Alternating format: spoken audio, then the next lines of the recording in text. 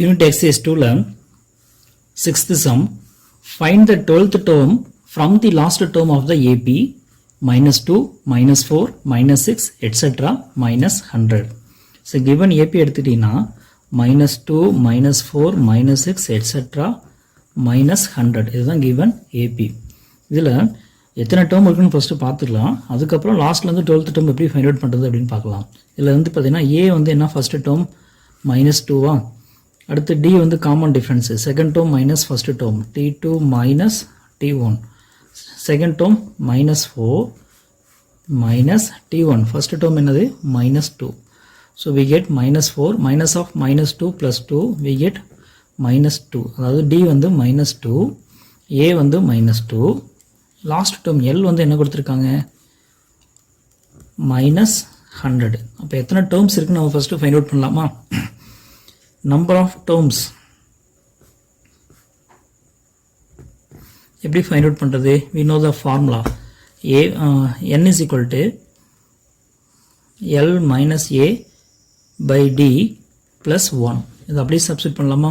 l வந்து என்னது minus 100 minus a ஓட வேல்யூ minus 2 by d ஓட value minus 2 plus 1. so minus 100 minus of minus 2 plus 2 by minus 2 plus 1.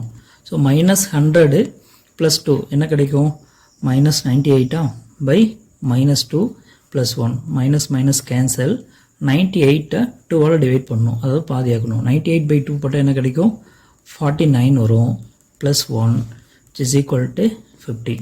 அப்போ எத்தனை terms இருக்குது டோட்டலாக 50 டேர்ம்ஸ் இருக்குது. therefore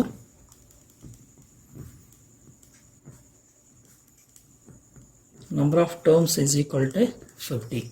total of 50 terms இருக்கு. ஓகே, இது ஓகே. இப்போ nth term என்ன நமக்கு தெரியும் இல்லையா? nth term tn is equal to a plus n minus 1 into d. ஆனால் நமக்கு என்ன வேணும்னா லாஸ்ட் டேர்மில் இருந்து 12th டேர்ம் நமக்கு வேணும். நல்லா ஞாபகம் வச்சுக்கோங்க, லாஸ்ட் டேர்ம்லேருந்து 12th டேர்ம் வேணும். லாஸ்ட் டேர்ம் என்னன்னு பார்த்தீங்கன்னா 50.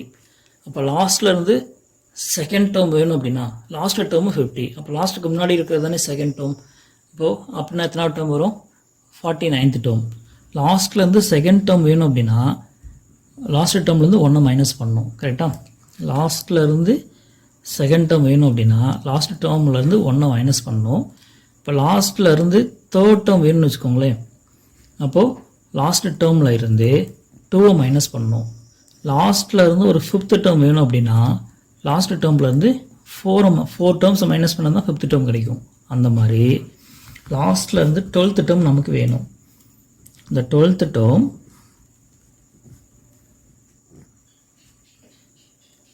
From last term is equal to அப்படி என்ன வேணும் 12th டேர்ம் வேணும், லாஸ்ட்லேருந்து வேணும். அப்போது last term minus 11 which is equal to last term 50 minus 11 we get என்ன கிடைக்கும் 39th term அப்படின்னு கிடைக்கும். கரெக்டாக? லாஸ்ட்லேருந்து 12th term அப்படின்னு என்னது 39th term.